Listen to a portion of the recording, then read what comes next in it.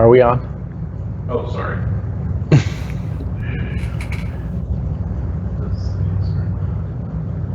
Right. Hello, everybody. Welcome to our Monday. It is Monday. It is Monday. Gosh. Yeah, Monday live stream. We're coming to you live from Intrepid Studios, and we're pretty excited today to have a special guest with us. He's going to be asking some questions of us for Ashes of Creation, Mr. Robert Lashley. Lashley, right? Lashley? Yes, it is. Welcome to the stream, my friend. We're happy to have you. Excited to hear some of your questions. Thanks, I'm glad to be here. Yeah, so we're having a pretty awesome time still on Kickstarter. We're almost at 13,000 backers. Real close, getting real close. Just a few hundred off. Pretty We've crazy. passed the $2.25 million mark with 10 days remaining. I think that puts us, It does put us technically at number one. at number one Kickstarter. Yeah. Kickstarter, yes. Number one Kickstarter project, so congratulations. For MMOs. For MMOs. MMORPGs, Yeah. excuse me, MMORPGs, absolutely. MMORPGs that start with A. Yeah. Just kidding. No, huge Which is really congratulations. cool. Oh my Yes, that God. is awesome. We're really excited about it. We can't thank everybody out there enough for the amount of support that you've given our project. We're dedicated and excited to bring this amazing game to you guys. And we got 10 days to go, so let's hit that new race and economic stretch goal. Yeah, pretty excited. So, Robert, you have been hopefully following the project and have a pretty good idea of what we're doing. We're excited to hear some questions that you have for us. All right, I have, and congratulations. This morning when I checked, you guys were about $220 short of Camelot Unchained, but I kind of figured you guys would end up eclipsing that by the time we talked. So that does put you at number one, and I don't know if you amazing. I don't know if you realize it or not, but even if you wanted to lump Star Citizen in with that, while they did get to 34,000 backers, they only had 2.1 million when they were on Kickstarter. So Hear how incredible you guys are? That like is how amazing. totally incredible you are. yeah, so that's pretty awesome. that's good. Robert, tell us a little bit about what you do and who you're associated with. I'm sorry, MMORPG.com. What is it that MMORPG.com is? It's a stream, right? Okay, so MMORPG.com is, I would actually venture to say, it's probably the world's premier website on the MMORPG genre. It's been around for at least the last 12 or 13 years. I believe it started off as a fan site for people to go and bitch about Star Wars Galaxies. Wait, there's a key word there. What I was remember word? that. I remember that. I was there for that. Complain about their favorite MMO at the time. Eventually, and then I'd say about, it's well over 10 years, 12 years, 13 years ago now when EverQuest 2 and World of Warcraft basically launched at the same time. The same time. Yeah, like the EverQuest 2 people hung out at MMORPG.com. That was their safe place. I guess that's the current vernacular. So that was their safe place to go and complain about SOE because, they were all Star Wars Galaxy people there anyways too. So it's kind of evolved since then. I've been involved with the website for a little over 5 years now. Mostly written, been on developer streams before. Did a lot of interviews with developers on aging MMOs. Nice. The first one was with Age of Conan when they hit their 5-year anniversary. Did a lot of stuff with EverQuest 2. I hosted a monthly stream with Dark Age of Camelot. Oh, nice. Yeah, so every month we went through on all 3 of the factions from the beginning to the end and spent 5 months with each faction going through the different RVR lakes and seeing the different perspectives of the factions at the different level brackets that would fall into those different RVR lakes. So that was a good time. A lot of written work. Up until recently, I had a weekly column, and now I'm just kind of doing some stuff of my own, but still contributing there and hosting these developer interviews and things like that. Very cool. Awesome. Well, we're glad to have you. That's a pretty extensive history. Yeah. Yeah, I've done quite a few of these developer interviews during Kickstarters with Camelot Unchained. I think was probably the first one when Mark Jacobs was getting ready to announce theirs. Talked to Richard Garriott when they did Shroud of the Avatar. I did not talk to anybody during the most recent one for I almost said Camelot Unchained. Crowfall. But other than that, I've talked to just about everyone that's come down the pipe in the last 5 years. And you guys are the most recent and the most successful to this point that I've got to talk to. And I also talked to Pathfinder, and, well, unfortunately, that became what it is. Such a great tabletop RPG, though. It is wonderful. It is a wonderful system. It's great. It's a great IP, and hopefully they can find somebody to do it justice one day. Unfortunately, Ryan just wasn't able to do I love it. Pathfinder tabletop RPG. Yep. But I don't think you do like Pathfinder. I mean, you're a D&D guy. Right. You like 5th edition. Yeah. Right? I'm a huge What are 5th you? edition fan. I I'm run a everybody. game twice a week. I am system agnostic. If it's a fun game, I'm going to play it. Okay, So got it. Oh, I think you call Pathfinder Magefinder. yeah, Magefinder, I okay. think that's slipped a few times.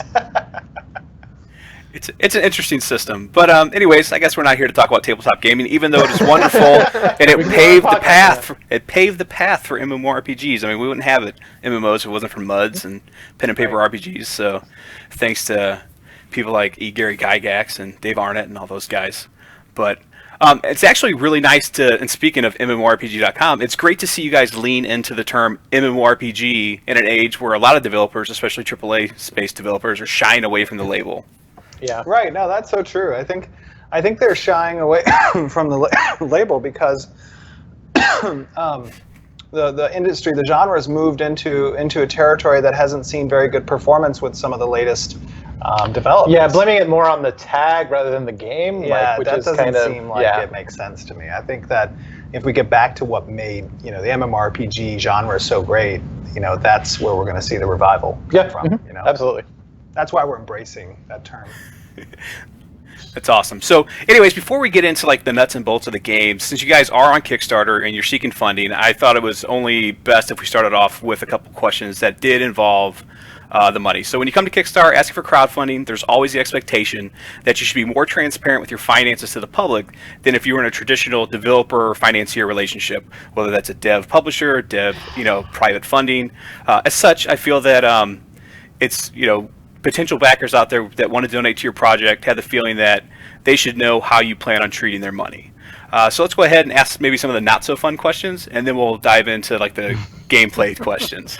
Hey, I love finances. Those are fun to me. Hey, I've got an MBA in finance, so that's what I like to do too. Nice. Very cool. So you say that you have enough funding for a core viable product. And in the Valley, core is a synonym for minimum viable product. So what's your standard for the CVP that you guys could release, even if it wasn't with the Kickstarter?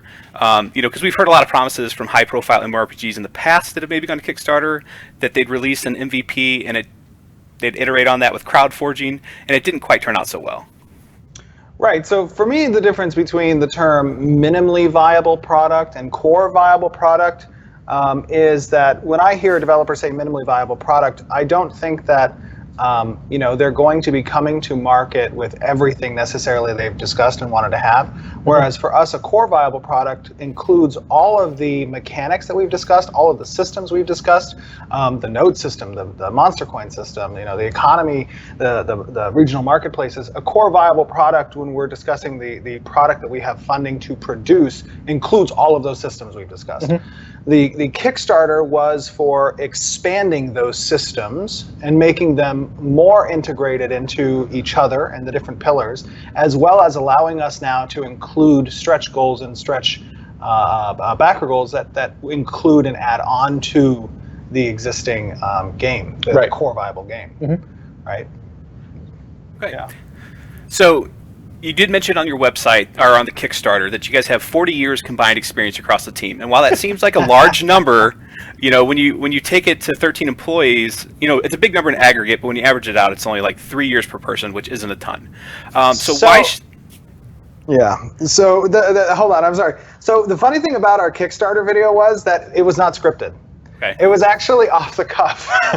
So when I said 40 years, we actually that's 40 years of MMO experience, exactly. Not game development experience. Game development experience, we actually have 96 years, or above 96 years in combined game industry experience. Okay, so that was we have a couple people here. I've got almost 15 years now. Right. Jason's got 15 years. Michael has 20. Kevin has 20. Right.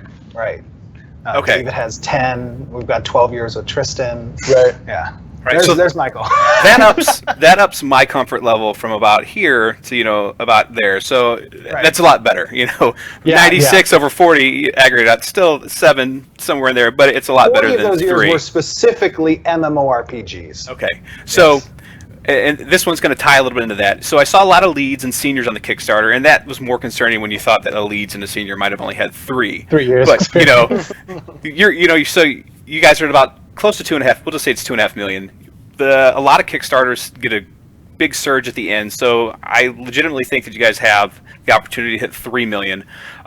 So who's in charge of keeping you guys on the budget, and what type of experience do they have? I mean, I didn't see really any producer role or a senior producer. We saw more like design and art, but not really the production side of the game.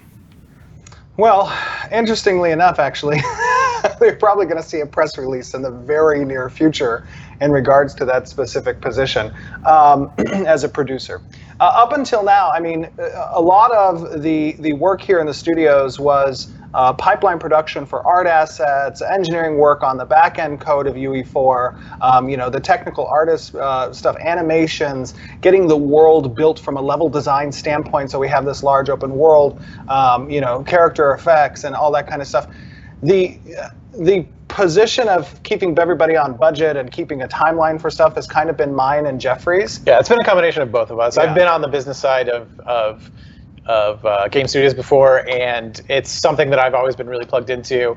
I can give Steven a very good estimate on how long things take to build, what pipelines are the most expensive, what we need to focus our work on at this moment versus a year down the line, that kind of thing. So, and I think that you see the quality of that performance here between the two of us in regards to coming to Kickstarter after 15 months, what we've been able to show in relation to what other Kickstarters have shown. And I mean, I'm biased, I guess, but I believe we've shown a lot more than what other projects have come to Kickstarter with. Yeah, and I would definitely agree with that, and that's why I think that you guys are at the dollar value that you're at, whereas known developers have come to Kickstarter before and not been able to fund their project because they came with ideas and pictures where you guys have come with some alpha footage, and everybody's got ideas. Ideas are a dime a dozen, and not to be trite or reductive, but if someone comes to you and is like, oh, I got an idea, well, that's great. Can you put a pen to paper and actually put something in production and get something made? And that's what you guys have been able to kind of demonstrate. That said, to try to compare it to another Kickstarter, because, why wouldn't we? But this is the last one I'll ask about dollars and cents before we start asking about games. All right, so Camelot Unchained, Mark Jacobs came to Kickstarter. He was asking for $2 million and said, hey, if you give me $2 million, I'm going to throw $3 million of my own money in with it. So you guys are asking individuals to contribute upwards of $10,000 a piece towards this project. So that's a significant chunk of change, no matter who you are. How much of your own money have you put towards this project? In total, coming to Kickstarter, I believe I've put in almost $2 million, just about $2 million into the project. So it was more along the lines. It was kind of reversed there, I guess, between the Camelot and us. It was more along the lines of, hey, I'm putting in $2 million, and then above and beyond that. That was just before Kickstarter. Whether or not Kickstarter saw the success that we've seen so far, because we've resonated with a lot of people out in the MMORPG community and presenting Ashes of Creation as a viable divert from the course that the MMORPG genre has been going. I'm committed to funding the core viable product, which is going to be upwards of probably around $30 to $35 million. I think it's great that you answered that question and didn't just try and dodge it, because it goes to show the community out there, at least, if nothing else, that you actually have your own skin in this game. Because regardless of how many millions you do have, $2 million isn't just something you're going to find laying on a street corner one day. Like, oh, it's okay. I can lose $2 million. That's no big deal. Right. Yeah, no, I mean, for me personally, Ashes of Creation is 100% a passion project. I mean, I got started very early in business at 15, creating an advertising and marketing company, and then I moved in at 18 years old into operating an online website that sold nutritional and vitamins. And then at around 24 years old, I kind of moved into real estate and investments, and that's where I made a large majority of my success was through real estate and investments. And over the past few years, prior to starting Ashes of Creation and Intrepid Studios, I had really just kind of retired and kind of sat back and played video games, which is what I'd always done throughout my entire life. And when I was playing video games, I was playing MMORPGs.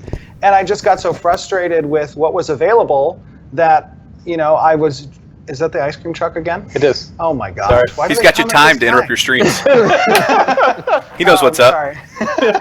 Sorry. So I mean, I really just got so frustrated with what was available that I decided, I'm going to get together this amazing team, and I'm gonna build the perfect MMO and move away from this pay-to-win, cash grab, just non-inclusive stuff that's been coming out. Low risk stuff. Right, exactly. It's where I think one of the cool things is that we can take a lot of risks here, and that's all been enabled by Steven. And You can do that when you don't have a board to walk in. right, exactly. If you don't have a board to come in and they say, "What's the bottom line? Why aren't Right. we selling, Why the aren't top you like weapon in this the game cash over shop?" here? Yeah, exactly. Yeah. As long, that allows us to perform in areas that other AAA studios cannot do, or just other studios can't really do. And I think it's important for us to lead the charge in that direction and say, look at the reception we're getting. Look at how popular these ideals are. And if you do this, you're going to see success. And hopefully people will see that with this Kickstarter and moving into production. Man, I really want ice cream. Sorry, just drove by the front door. Anyways, I think that's an important aspect of our project, is that we can lead the charge in the direction. I mean, think about this. I don't want to dwell necessarily on the cents and dollars here, but think about this aspect. When you look at other projects that have gone to crowdsourcing, that have gone to Kickstarter, one of their primary hooks in their packages that they offer backers are in some way, shape, or form pay-to-win related. They give an advantage to the players, and that's how they intend to hook people to buy at the $100 package access. In addition to the alpha access and whatever, you're getting pay-to-win items. Our Kickstarter has absolutely no pay-to-win item. There is no item that is gained through a package that gives you, a player, the advantage over another. And one of my, I wouldn't say concerns, but one of my, I guess, is this going to work or not, specifically in regards to how we were presenting the project, was that we don't have any pay to win. And will it be incentive enough to include those cosmetics and show our ideals and presentation? And will the game be exciting enough for people to invest? Yes, and it turns out that it was much more than those games that came to market with the pay to win stuff. So I think that really sends a message. It's a proof of the model. Yes, Yeah. It sends a message that this is what players want. It's funny that you bring up pay to win, because you did mention it in the video, and it was something that I had written down to touch on later on, but I'll go ahead and jump to it now since you brought it up. Even in there, you did mention advantage. But different people play games for different reasons, and a lot of them view pay to win differently. Like, I don't even think you ask 100 different people what the definition of pay to win is. You're probably going to get you're going to get 100 different definitions of pay to win. So what's the Intrepid Studios definition of pay to win, and what won't backers or future players in a couple years find in the game? I think that the important thing to note about pay to win is you see a great variety of players when it comes to the MMORPG genre. You see the hardcore 10 hours a day or 12 hours a day, or God forbid, some of them are 20 hours a day, that are playing the game nonstop. You see the people who only have a couple hours a day maybe to play the game when they get home from work, or the people who may log in a couple hours a week or something along those lines. You have a wide spectrum between casual and hardcore players. And pay to win came as a monetization gimmick that studios could use to prey on the casual players that wanted to compete with the hardcore ones, right?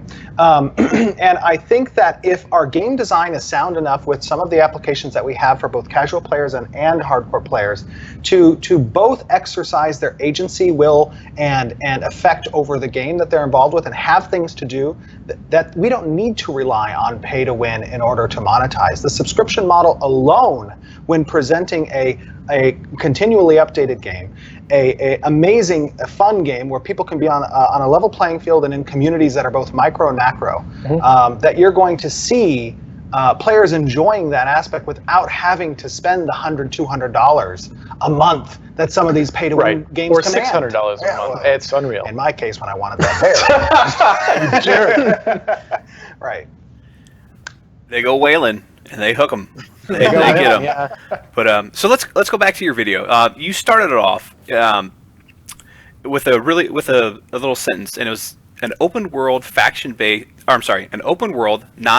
based MMORPG set in a high fantasy world. That's a lot to cram in a single statement, even though it's only maybe 10 words. So let's unpack that a little bit. What do you mean by open world? No loading time between zones. Just it's walking seamless from one open to world. Seamless, yeah. Not There's having, nothing gating you, basically. Right. Exactly. Yeah. Okay, so all the zones are interconnected. You can run from one to the other. Yes. So it's not necessarily going to be one giant contiguous landmass. There's going to be lakes, rivers, oceans, different continents, possibly. There'll be terrain. Yeah. Oh, yeah. There'll be terrain markers that kind of separate the regions, obviously, but you won't have to have a load screen when moving through those regions. Right. Sounds great. So, will this open world be shared by all? Are we looking at like a mega server like ESO? Are we looking at different instance zones, shards? What's the tech like to support this open world? We're looking at different servers that have their own unique populations and their replicated worlds. Yeah, so we're not going to have a mega server. We're looking at our population caps right now. Not quite sure exactly where they're going to fall, but that's how we're going to be separating the population.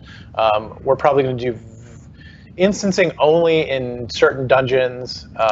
Where we want to have a greater narrative appeal and stuff like that. Right. Some things. Yeah. And then in battlegrounds and things like that, arenas and things like that. Yeah. You probably won't see instancing too much anywhere else. No. What you see is going to be what you get. Okay, so when you say that it's non-faction based, I envision a world where there isn't a Horde versus our Alliance or Daggerfall Covenant versus all the whatever the rest of them are, because they're terrible. Except Evanheart, they're great. I like them actually. There's a lot of potential in the game through mechanics and systems that relate to both nodes and organizations and guilds and castles, where you'll see these pseudo-factions maybe come about through player agency. But there's not going to be a hard faction difference now. Okay, so there will create their own side. Yes, exactly. Okay, so there will be that social glue that bonds them together. It just won't be pre-populated onto them when they're creating their character. Right, and that might be because of the economy, it might be because of where they call home, it might be because of what organization they're with, it might be because of... And they're able to choose their own organizations. Even if they chose one, they can move to a different one. Like if they're a citizen of one node, they can move to a different node. If they're in a guild, they can move to a different guild. If they're in an organization, whatever. And we see these battle lines constantly shifting, so that on day one, the alliances and fights will be different than it will be 2 months down the line. Correct.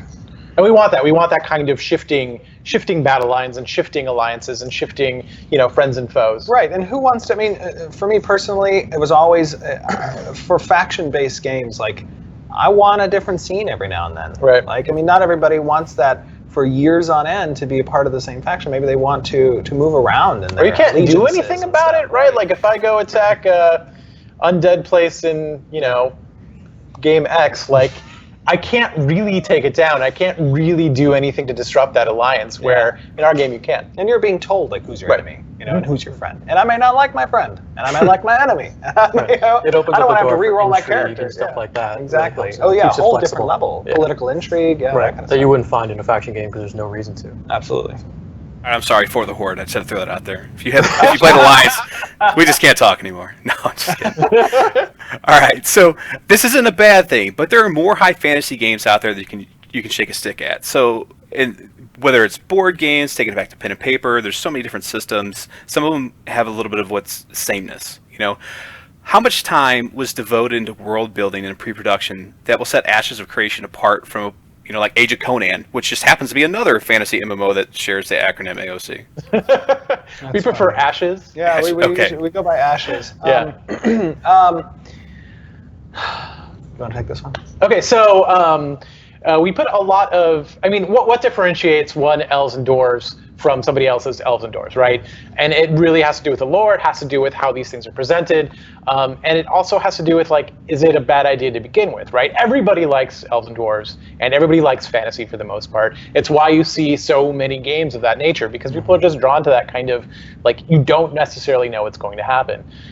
So for us, we spent a long time, like, trying to, like, pick out what do people like about dwarves, what things can we do differently, how can we show a different world than has been shown in Lord of the Rings or in D&D or, in every other game that's come out.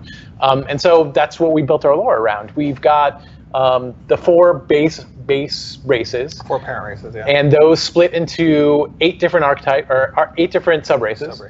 And each of them has their own story, their own lore, and their own look. So you can play a dwarf that's kind of traditional, or you can kind of go outside and play a dwarf that's totally non-traditional. With a ukulele. With a ukulele. So we're doing some really, I think, interesting things with the sub-races to kind of make things more interesting and more fantastic. You're not going to see the same traditional things that you've seen in other games, even though they're all using similar terms. Right. I think the important part of why high fantasy, since it's been done so often? Well, it's been done so often because it strikes at a certain part of everyone's heart that's in the MMORPG community, because it brings back memories of that first love you had in the MMORPG genre, and it's an exciting story to tell a tale of a world that exists with these gods and elves and dwarves, whatever, and orcs.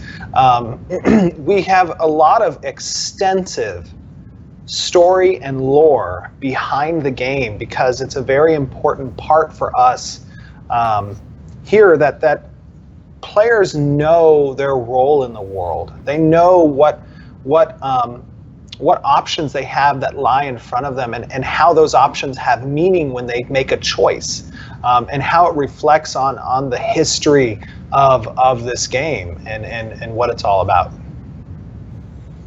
All right, so what makes your dwarf different than Gimli? Well, Gimli's good over short distances. We're not going to talk about that. All right, so let's dive into the node system then. I just got that. I was waiting. I'm like, I thought you did it on purpose. They're going to be very strong.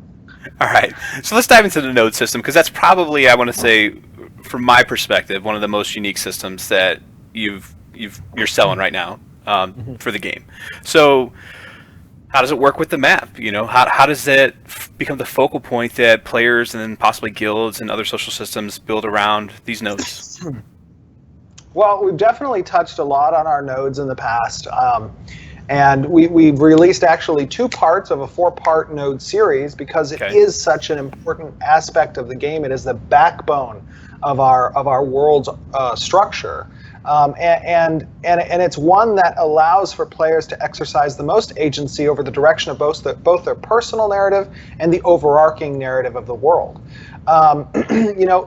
Just to give a very brief overview, because we have touched on this before so many times, the nodes are important based on location, and they lock out other nodes as they advance in the world. So it creates a scarcity. It also creates a citizenship system where players will pledge their citizenship to certain nodes, and it won't be a whimsical citizenship that they'll be able to change on the fly. It's something that's going to involve a fairly tangible cooldown period if they want to switch the citizenships. They'll also have to have a home in order to have citizenship.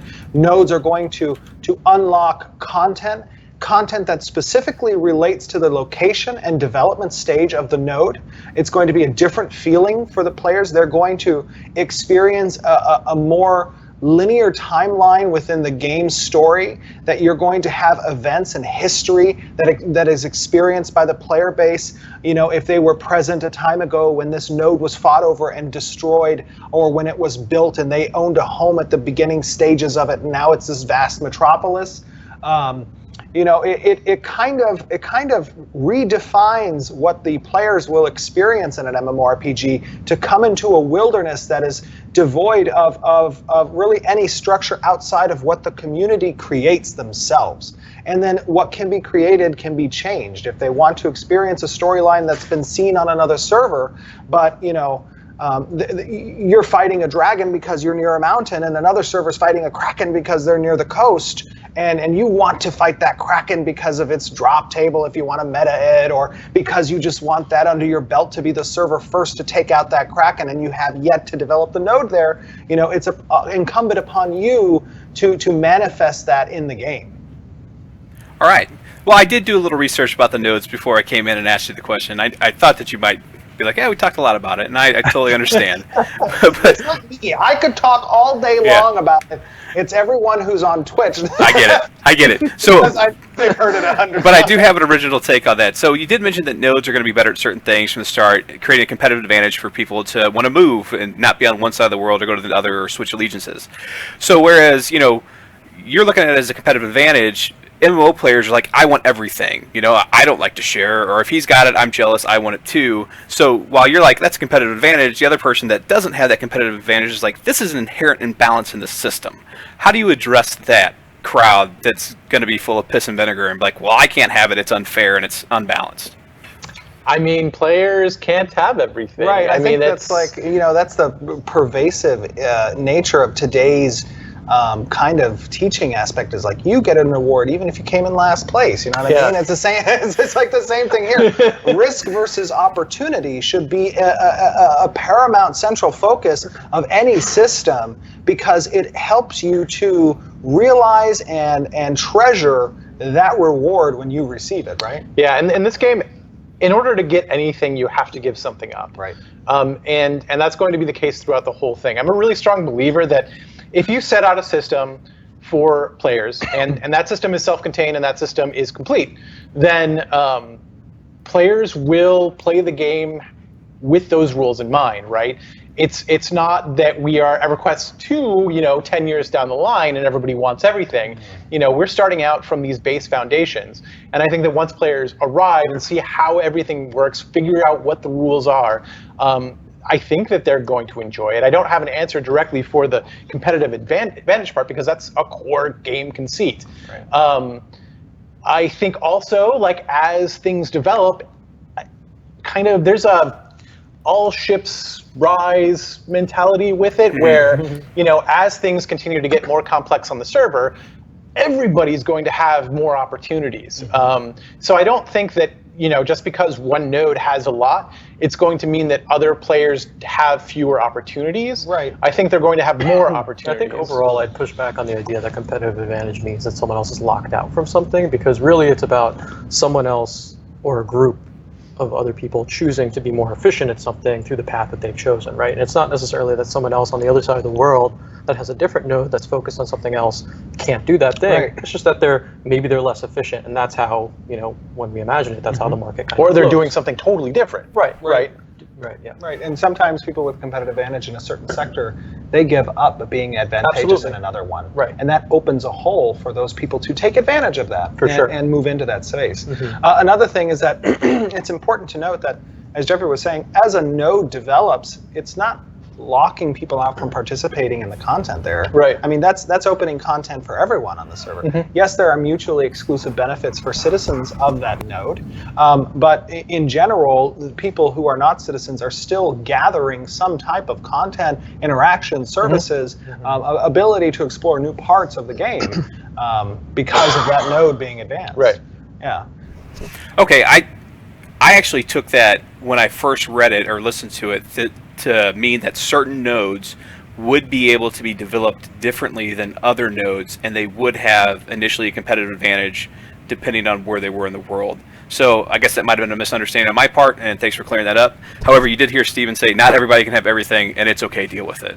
I'm 100% a big promoter of that. I think that when something is kept from you and it is behind a wall of effort and drive and a time sink, that thing that's behind that wall becomes more precious. No, you're absolutely right. People should be rewarded based upon the effort they put in, and it's the same way in life, and it is that way in games. And if people don't want that in their game, there's plenty of other games they can play that aren't like that. So that's another great point. Is there's a lot of games out there. We're being very open and honest with what our game's going to feel like, and if you're the type of player who wants to have everything without effort, that's probably not going to be a match. Yeah, I mean, there's different levels of effort. There's different types of rewards. Absolutely. And I don't think any single player, no matter how much effort they're going to put out, is going to have everything. Right. I don't think that's just going to be possible. Even, guild, and that's part of discovery, part of having a place in the world, part of having your own story is not only what you have, but also what you don't have. Right. And I think that's totally fair. And I think that's as long as everybody goes into the game with that expectation in mind, it's going to be fun. Yes.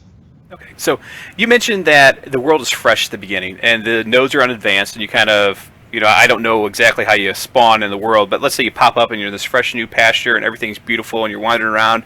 What's my motivation to set up shop and try and build a house and expand my node as opposed to just being a wanderer and looking around and enjoying the sights? That's totally possible. Yeah, you could be a one. We've played out some of these and kind of game them out. There's a bunch of different types of players, right? And I totally am that guy who, once I log on to Ashes of Creation, if I hadn't been a designer on it, that's what I would do, is I would be trying to find what other people haven't found. And that's probably what I would be doing a lot of my first initial gameplay. For other people, they're going to want to hang out with, other people who are... That was a big part of the discussion that we had a few months ago. Yeah. Remember? We were talking about like the explorative side of, if I don't want to participate in this early settlement development as a new player, can I go out into the world and just explore as a new player? And the answer is yes. Absolutely. Like that's totally should be an achievable thing for people if that's what they want to do. And I think that's a beautiful thing. I think the discovery aspect is the part that I enjoy most out of MMOs. But I understand there's other people too. And for me personally, I'm more of a civilization builder. Right. Like I would love to get into the game and immediately be a part of some community that's building up a node and partake in what all that node has to offer. Whereas you will go off into the wilderness and get eaten by a lion or something.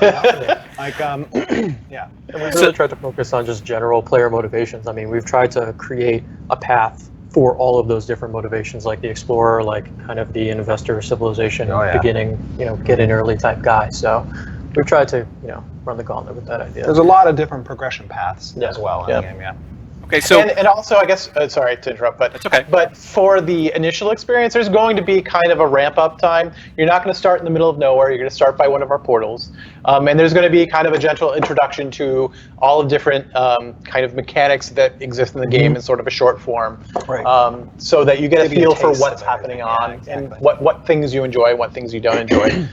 So it's not going to be like you're in the middle of a field, but there'll be a little bit of direction at the beginning. All right, so you mentioned there's different play styles and people like different things. One's a wanderlust, some are happy home builders. What if I'm a happy home builder, I'm improving my node, and I want to build a civilization. I don't want to risk my civilization that I'm spending all this time in being destroyed. Do you have different rule sets for the different servers? Is everything going to be PvP based? How does that work? Well, everything's not PvP based, but there are no different rules for different servers. There's no PvE server, PvP server. Okay. Everything in the game without a PvE. Yeah, everything in the game works around some central pillars that we kind of discussed in the Kickstarter video. And one of those pillars, outside of the node pillar, is the meaningful conflict pillar. And that houses the PvP systems that relate to how you can catalyze change in the world. So everything would just become stagnant if you could just build up, everything, and then at some point it would just be, That's a stagnant world. When you involve scarcity and you involve conflict, that's when players who have different interests can exercise those interests in the world, and sometimes that may involve what you have built or done, and that's okay. It's okay to do that because, again, that's the risk versus reward relationship. When say, for instance, you've dedicated time towards building a node, and other players have dedicated that equivalent time towards sieging the node, there's going to be a pitched battle between those players, and it's going to be... Because they both care about what's happening. Exactly. Right. They spend that time doing this because they care passionately about having access to that content, whether it be the siege or the defense, or owning the home. But it is important to note, however, that when you create a homestead, so to speak, A freehold. Excuse me, I'm sorry. Did I say homestead? Why did I say homestead? Oh my gosh. Playing too much ESO. Yeah, right, exactly.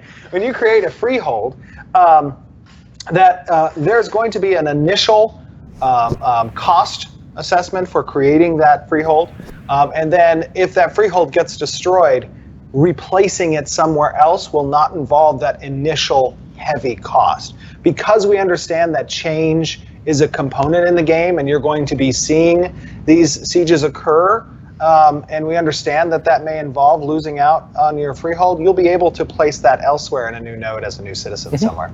Okay, so going from the macro down to the micro, I know that my node's going to be at risk, but caravans are also part of the economy too. Let's say that we're out protecting a trade route. Do I have to worry about Joe Schmuckatelli coming up and ganking me in the back and trying to steal what's on my caravan, or is that one of those other risk versus reward type deals?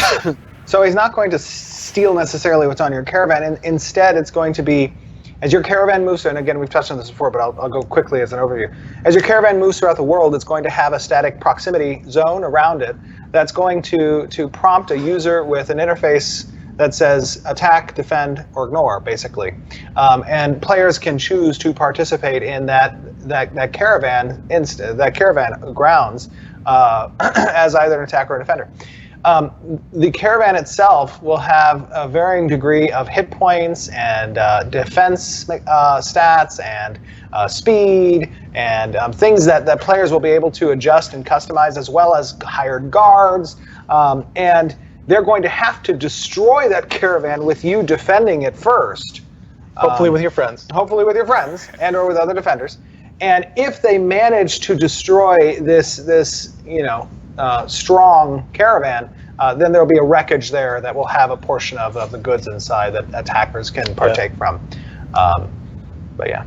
Okay. Yeah, it's moving goods around like that en masse, because when we're talking about a caravan, we're talking about a pretty sizable amount of goods. That act should have some weight, and that's part of that. I don't think Joe Schmo singular is going to necessarily be able to gank that. No, yeah. You would have to have Joe Schmo and his buddies. Okay. And the intention is that this is a group kind of size in skirmish or encounter. Mm-hmm. Right. So other than that, are you at risk just basically anytime you're out in the world from other players? Definitely. Yeah, Okay. so, I mean, we have a flagging mechanic, and Okay. the flagging mechanic allows for non-combatants, combatants, and corrupt players. Okay.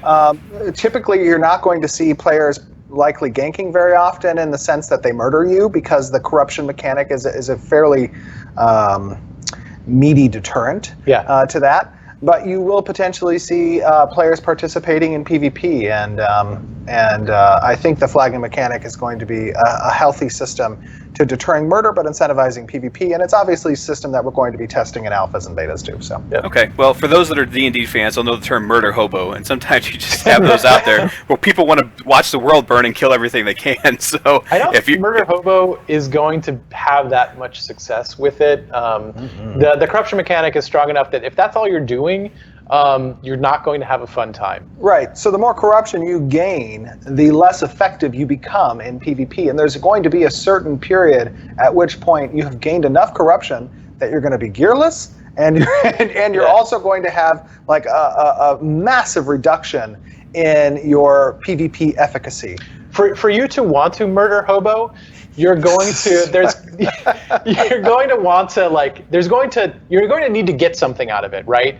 And for the most part, if I go and kill Steve, I'm not going to really gain a lot out of it to really offset the risk that corruption entails. Why you got to kill me? Just as an example, Unbelievable. Not saying there's anything. Don't bother coming to work tomorrow. I think we want to call HR on that one.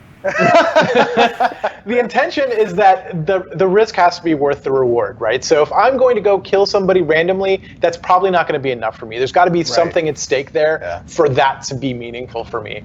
And so I think that's how we're disincentivizing the murder hobo for the most part.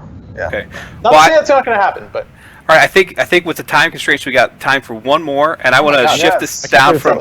Yeah, it happens. Go from again macro, keep it on a micro level. We talked about the nodes and the building of the civilizations. Let's get down to like crafting on an individual level. What is there available? Like I'm looking right now at a ranger who's got a bow and a cloak and all that stuff. Is that all going to be able to be made by me? Well, it depends on how much you invest in your artisan class. Yeah, it'll either be made by you or another crafter. You will not have the ability to make everything. Yeah. You will have to focus within certain professions of certain paths in the artisan tree, and you'll need to rely on gatherers, processors, and item creators. Whichever one you've decided to go down, you're going to have to rely on the other two in order to bring about a full-fledged item, so to speak. Okay, so you're not going to be it's not going to be one size fits all where I go out, gather it all, I come back, I smelt it all, I craft it all, and then I get to wear it. Right. No, there's going to be a dependency on other players and the direction that they've gone in and the role of their artisan class. It's kind of like taking the classic Trinity system of adventuring classes and moving it over into an artisan tree that kind of has a dependency on different roles within that crafting system. You said Trinity, so I gotta. We're gonna make two questions then. Is Trinity there in the PvE portion of the game? So, not in a traditional sense of what a Okay. Trinity is for the adventuring class. There are obviously going to be roles, and there's going to be dials on your class of customization that can make that role split higher, and you have customization over where your character lands in that tree. But will you need A tank, healer, and DPS. right, exactly, and to a sense, Yeah. I mean, yes, you Yeah. will, but We're pretty much designing towards that. right. But not in the traditional sense, right. Yeah. With our secondary class system and being able to incorporate flavors of the different archetypes, you're going to be able to take a non-traditional DPS and maybe move it into a tank sector, or maybe move it into kind of a self-heal sector, or something along those lines. Yeah. But we want people to build parties like they build their character, where there are interesting combinations to be had. We don't necessarily know what all those combinations will be. right, Do you have a But, constraint on the size yet? Have you figured out what the party size will be? We're looking at 8, Yeah. but that may change. So it's something that is still fairly firm, but not totally solid. I mean, a lot of this, we plan to heavily utilize our testing phases of alphas and betas to bring a lot of these design discussions into a working environment and see exactly how they feel. Yeah, the players who get into our alphas and betas will probably see some weird stuff, so we're kind of excited. All right. Well, thanks for having me on to pepper you guys with a bunch of questions for the last 45, 50 Thanks minutes. for being here, man. Absolutely. Thank you very much for coming and joining us, Robert. We really appreciate it. You had awesome questions. You're welcome, and the best of luck to you guys and the rest of your campaign, and I hope you guys get all the money you need. Thank you. Thank you, sir. Appreciate it. We should too. Take care, Robert. Take Bye. care. All right. So we have some questions from the community.